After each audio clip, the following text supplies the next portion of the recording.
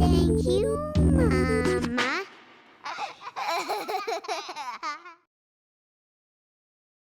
Kalau aku melihatnya anak yang dikasih gula terlalu banyak itu, bayangkan kita lagi nonton bola di stadion dan tim kita itu mencetak gol. Rasanya kayak apa tuh? Rasanya pengen meloncat, iya gitu. Nah, anak kalau dikasih gula tuh sebenarnya seperti itu. Karena seringkali snacknya mereka itu, misalnya mereka makan satu coklat atau apa, itu sebenarnya kan porsinya porsi kita juga ya, bukan porsi mereka. Atau minum satu bubble tea gitu kan. Bubble tea kalau aku sama Dimple aja itu berdua loh, dan less sugar itu berdua gitu. Kalau dikasih satu ke anak kayak baru itu timnya baru gol gitu.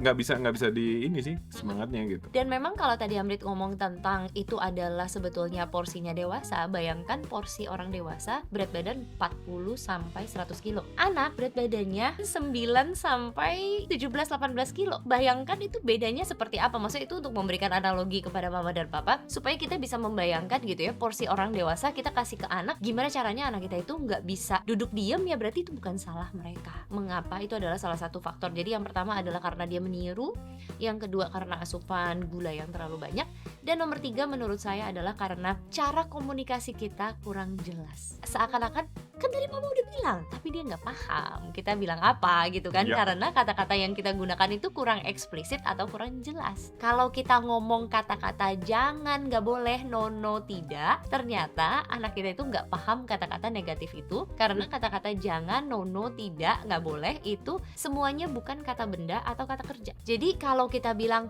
dek jangan coret-coret, yang dia lakukan adalah coret-coret. Dek jangan tendang, yang dia lakukan adalah tendang. Kalau memang kita terus-terusan memberikan kata-kata jangan, kita pun gak bisa berharap mereka memahami. Jadi mereka menganggap bahwa mereka sedang melakukan hal yang benar. Jadi seakan-akan nih anak benar-benar annoying banget ya, kenapa ya dia melakukan sesuatu yang udah jelas-jelas saya larang. Anak kita tidak mengerti larangan. Setuju banget. Jadi itu udah sering banget kejadiannya dan kasihan sebenarnya kalau kita omelin. Jadi beneran di anak kita nggak ada yang bermaksud untuk nakal. Jadi mungkin kita ini juga harus belajar. Jadi saya dan Amrit itu selalu diskusi bahwa ternyata kita untuk menjadi orang tua yang sabar itu harus berusaha untuk mengerti anaknya juga gitu ya. Jadi dari sisi orang tua juga kayaknya harus keep on learning. Dan juga sebenarnya kalau misalnya kita mau memastikan anak kita itu ngerti, cara paling gampang adalah kita tanya ke dia.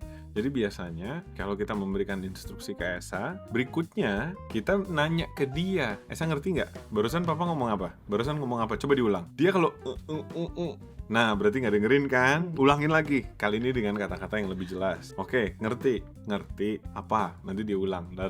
Oh oke.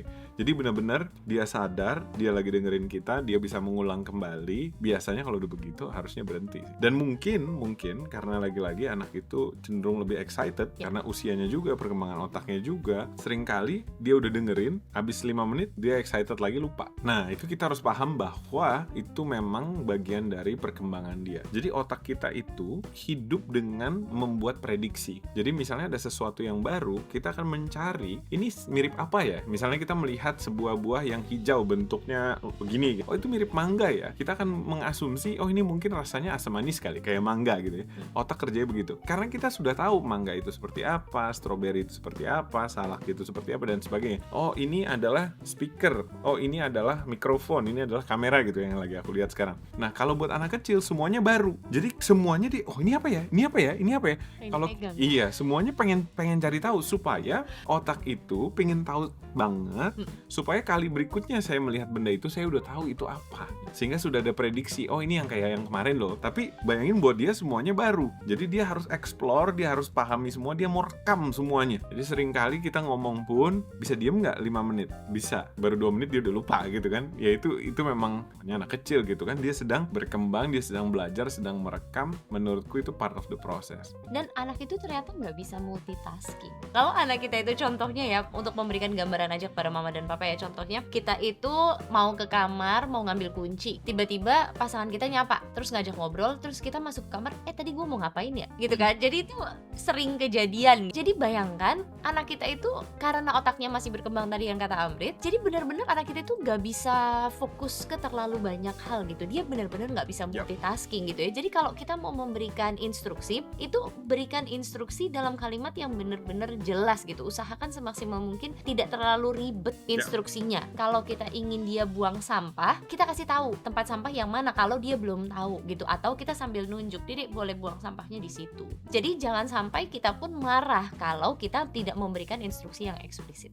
Patokan nakal itu bagaimana ya? Nah, iseng sama bandel itu kadang-kadang beda tipis. Tadi pas awal kita sebetulnya udah menjawab bahwa anak kita itu seringkali tidak bermaksud untuk iseng, kecuali mereka melakukan sesuatu, dan saat mereka melakukan sesuatu itu mereka jadinya mendapat atensi kita atau perhatian kita. Kalau dia mendapatkan perhatian kita, otomatis otaknya itu akan mendapatkan reward.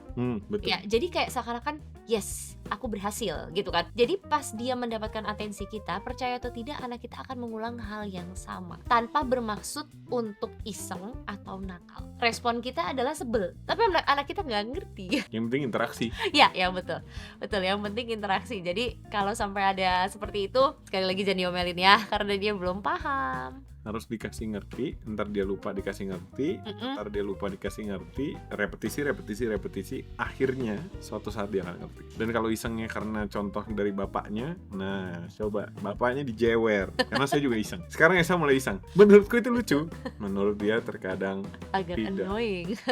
Tapi ya udah, maksudnya itu dia sedang belajar. Yang aku sadari adalah kalau dia iseng tuh dia benar-benar lagi meniru Amrit ya. Dan aku tuh memberikan dia kesempatan untuk iseng tersebut sambil mengenal dirinya sendiri gitu. Jadi aku sering kali setelah dia iseng, kita akan ngomong bahwa yuk Esa be yourself gitu kan. Jadi kalau kita bilang be yourself itu kayak ya udah, kamu harus mencari karakter kamu sendiri gitu. Gak apa-apa meniru ya, silahkan gitu. Sambil dia melihat respon saya, sambil dia melihat memperhatikan respon papanya juga gitu. Nanti setelah itu dia baru bisa memutuskan apakah dia mau ikut jalan yang A atau jalan yang B. Ya, mungkin satu lagi yang mau ditambahin, karena ya ini karena iseng itu kan general ya, bisa dari mana aja. Kalau kebetulan contohnya Esa, dia niru aku, jadi dia suka ngisengin mamanya gitu, aku suka ngisengin Dimple yang lucu-lucu ya, jangan yang menyakitkan. Tapi basically kalau misalnya dia meniru seseorang lain atau dia meniru tontonan, itu pun maksudnya alangkah baiknya kita bisa mencari sumbernya sih. Karena kalau kita mencari sumbernya, kita nanti bisa menjelaskan ke dia bahwa tadi yang Dimple bilang, be yourself. Karena ini kamu dari mana nih? Dari sini kan? Kamu kalau digituin mau nggak? Sebenarnya nggak mau kan? Yuk, jangan yuk. Jadi dia kalau udah tahu sumbernya dari mana dan dibilang kamu niru loh, hah enggak, aku nggak niru, nih kayak begini, waduh gitu, biasanya dia stop langsung. Ya jadi kalau kita bisa identifikasi sumbernya, itu langsung seolah-olah programnya itu dia uninstall biasanya begitu. Karena gengsinya juga tinggi dia, kenapa aja gue niru gitu.